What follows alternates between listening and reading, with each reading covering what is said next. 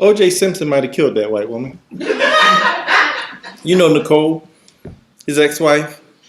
You remember that. If you're over 40, you definitely remember that. It was quite a big deal. And if you're white, there's a very good chance that it still upsets you. I say that based on the reaction at the time and on everything I've seen since that reaction. It was a response that shocked me. White people were so upset. They were crying and yelling and marching in the streets. I had never seen anything like it.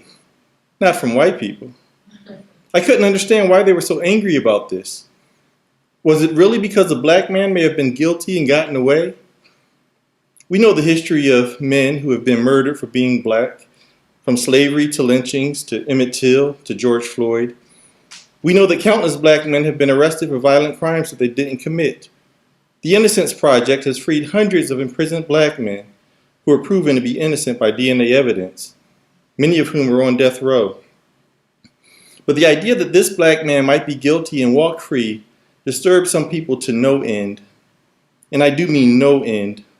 Just this week, I saw 3 O.J. Simpson jokes on late night television. He lives in the minds of so many as if he were the devil himself. Why? Help me to understand. And I'll do you the same solid. Because as it turns out, a lot of white people were just as confused as to why so many black people rejoiced when O.J. was set free. O.J. Simpson is not a hero in my community. I don't even like the man. Like much of the country, I watched the trial closely. And in the beginning, I didn't care what happened to O.J. I just wanted to see what was what. I don't remember much in terms of evidence. There was speculation about jealousy, a few drops of his own blood in the truck after what was a brutal, bloody murder, and that fucking glove. What I do remember well, what haunts me whenever I hear the never-ending mentions of O.J., is Mark Fuhrman. Do you remember Mark Fuhrman?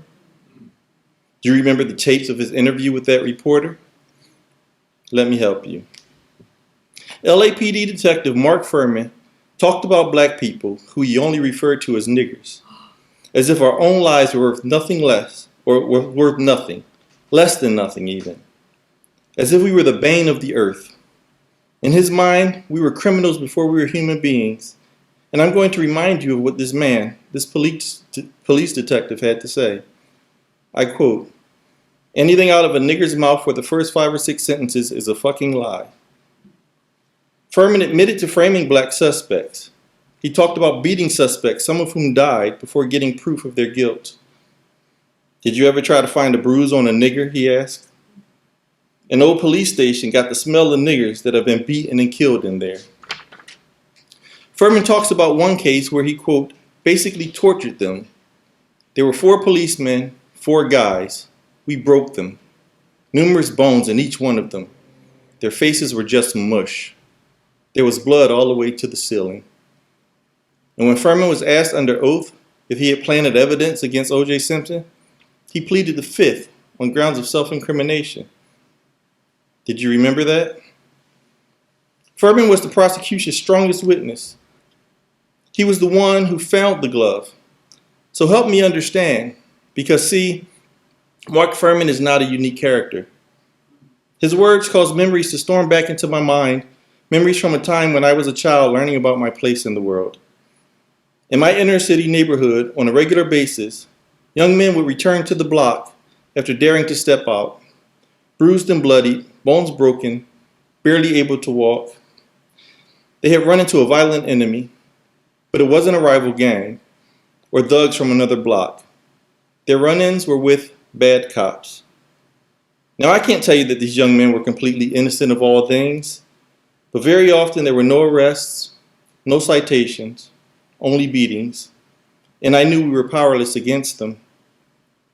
It was confusing watching children's television as they advised us that if we were in trouble, we should find a police officer because we could trust them to help. As a child, I was much more afraid of the police than I was of the gang members in my neighborhood, and I was plenty afraid of the gangsters. So what was a kid to do? I knew what jail was. I understood what a courtroom was. I had many friends and family who had experienced both, and I did not see those things as something to help protect me from bad guys. Instead, like the police, they were something to fear because they seemed set up to get me. This was my mindset about the criminal justice system when I was a 12-year-old child sitting in front of the television set one Sunday afternoon and the movie 12 Angry Men played on our small cracked screen. The movie opens on a big intimidating courthouse. We follow the camera into the courtroom of a murder trial. The arguments have finished. A judge explains the duty of the jury with all the interest and sympathy of a meter maid handing out their 100th ticket for the day. We see a jury of white men paying different levels of attention to the judge, and then we sit on the face of a scared young man, not much older than me at the time, waiting for these men, who were certainly not his peers, to decide his fate. The young man is swarthy complected and working class. Even at 12, I understood that they couldn't make him black in this old film because the white audience had to at least care something about his life. But I knew, in this film, he was me. In the jury room, the 12 angry men, why the hell they were so angry, I didn't understand. In this room, these men take a vote right away. Most think they're going to decide this kid's fate without much thought. We can all get out of here pretty quick, huh? They raise their hands to vote on his guilt. The guilty votes are first. 11 hands go up right away. Next is the not guilty vote. One man, Henry Fonda, juror number 8, raised his hand. Aw, shit. I got chills. The first time I watched this film, I was enthralled. I knew Henry Fonda was going to somehow convince the other jurors, but a small part of me was still afraid for the boy. The film masterfully notes many of the problems with the criminal justice system. It shows how it was stacked against the young man with little means as the public defender missed key evidence, and the prejudices against him gave him little chance in that jury room.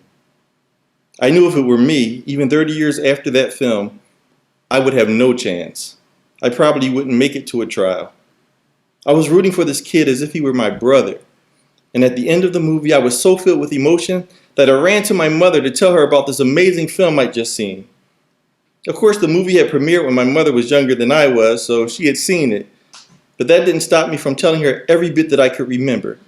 Every piece of evidence, every clever way Fonda presented it. I wanted to see it again. I wanted to understand what the filmmakers did to make me feel this way. I'm sure I've seen 12 Angry Men at least 12 endearing times since that first viewing. And though there are many reasons I stand in front of you today as a writer, I count that movie as a significant one of them. I love to write stories. I need to write stories. I want to write stories. I want to write stories that touch the young people from my neighborhood while helping those who aren't from there understand a little more about them. These kids with hopes and dreams who are fighting every day to have a chance to live them. These families who love and laugh and work every day to make that tiny chance just a little bigger. I want to connect us all through stories because our desires are the same, but our fight for them is very different.